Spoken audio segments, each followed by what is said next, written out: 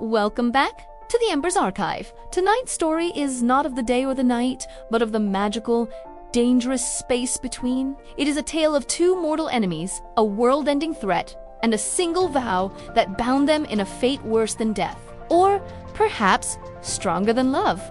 For an age, the world was split. In the south, the Sunlit Kingdom of Solace lived in perpetual daylight, their magic drawn from the sun's warmth. In the north, the Nocturnal Court of Nyx thrived in perpetual night, their power drawn from the moon's silver light and the shadows it cast. Between them lay the Twilight Fold, a vast, ever-expanding ribbon of magicless, colorless fog that was slowly consuming the world.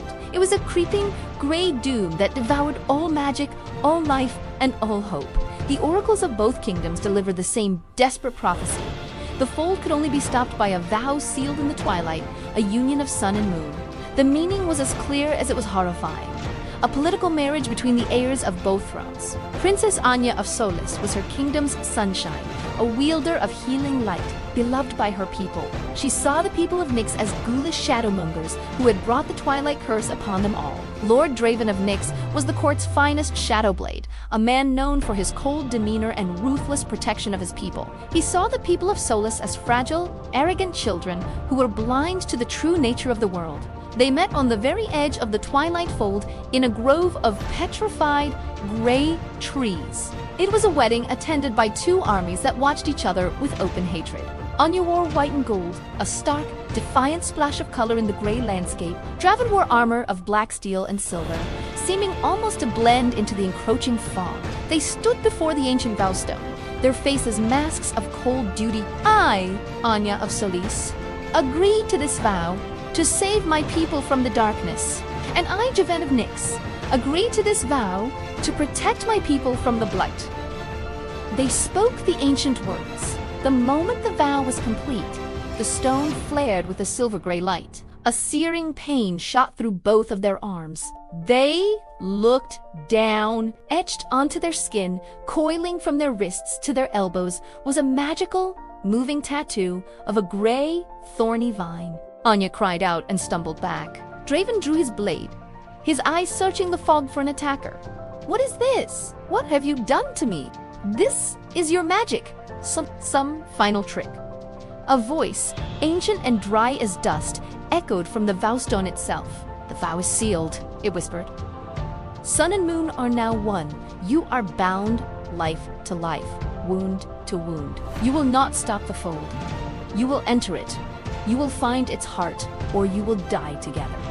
The realization hit them both at once. This was a forced quest. The magical vines on their arms were lifelink. If one died, the other would follow. They were chained, furious, and with no other choice, they plunged into the gray, colorless fog of the Twilight Fold. The air was thick and cold, and the silence was deafening. Almost immediately, they learned the rules of their new prison. Anya's light magic, which could heal and warm, was the only thing that could illuminate the true path and find the few, pale, glowing flora that provided food and water. Draven's shadow magic, which could conceal and fight, was the only thing that could sense and repel the gloomgazers, horrifying, shifting creatures made of the fog itself. They were forced to depend on each other for every step. He was her shield, she was his compass, and they despised every moment of it. Do you have to hum while you use your light, princess? Your cheerfulness is as blinding as your magic. And must you always walk like you're carrying the woes of the world, Lord of Shadows? Perhaps if you smiled, the monsters would be too shocked to attack. Days blurred into weeks in the endless gray, the bond on their arms was a constant, irritating reminder of their connection. But it was also changing them. When Anya stumbled, Draven felt the jolt of her fall.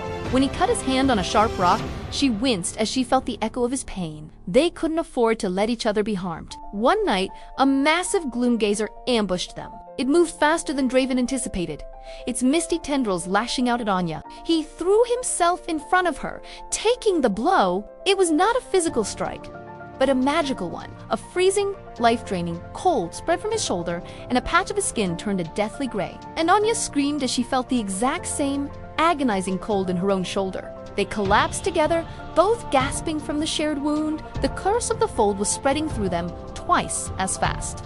It's a draining curse. We have hours at most. Anya looked at the gray, creeping mark on her own arm, then at his. A desperate idea formed. She was a healer. He was a shadow wielder. You're magic. You controlled the shadows. This wound, it feels like a shadow, but cold. Try to pull it out. It will kill you. My magic only knows how to take, and my magic only knows how to give. Trust me, pull it from me, and I will replace it. It was an act of impossible trust. He placed his hand on her shoulder on the gray, spreading stain. He focused not on attacking, but on drawing. He pulled the cold, dead magic into himself, his face pale with strain. Anya, in turn, placed her hand over his and pushed all of her warm, golden light into the wound. There was a silent explosion of power. A wave of silver-gray light pulsed outwards, vaporizing the fog around them. They were left kneeling, his hand on her shoulder, her hand on his, their magic intertwined. The wound was gone from them both. He looked at her, his usual coldness replaced with a stunned, raw vulnerability. She looked back, seeing not a barbarian, but a man who had shared her pain. They no longer walked as prisoner and guard. They walked as one. They finally reached the heart of the fold, a massive, pulsating crystal of pure, colorless energy and nihilstone that was draining all magic and color from the world. It fed on the polarity, the hatred between their two kingdoms. As they approached, the stone pulsed, sending horrific visions into their minds. Anya saw her kingdom burning under Draven's shadows. Draven saw his people withering under Anya's scorching sun. It was trying to force them to fight, to feed it with one final burst of animosity. But they had already faced each other, and themselves. They knew the truth. It wants us to choose. Then let's give it a choice. It doesn't understand. Instead of raising their weapons, they raised their bound hands and clasped them together. Anya summoned her brightest sun magic. Draven called his deepest shadow magic. They didn't attack the stone. They poured their magic into each other, and then, as one, they unleashed a single, balanced beam of pure twilight magic. The nihil stone, which fed on polarity, could not comprehend their unity. The balanced magic overloaded it with a deafening, silent crack. The crystal shattered into a million pieces. The gray fog dissolved, vanishing like a nightmare at dawn. For the first time in centuries, the sun of Solus and the moon of Nyx shone in the same sky. The Twilight Fold was gone, replaced by a beautiful new land bathed in the soft, perfect light of dusk.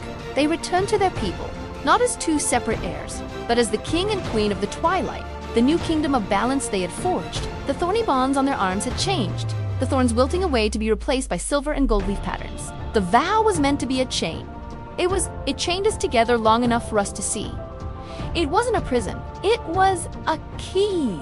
He drew her close, and their kiss was not one of duty, but of a bond deeper than life itself. A vow sealed in the twilight had not just saved their world, it had created a new one. And in the heart of the archive, their story was recorded. A lesson that the strongest magic is not found in light or in darkness, but in the balance between. Thank you for joining us in the archive. If you enjoyed this story, please consider liking and subscribing for more Tales from the Embers. Until next time.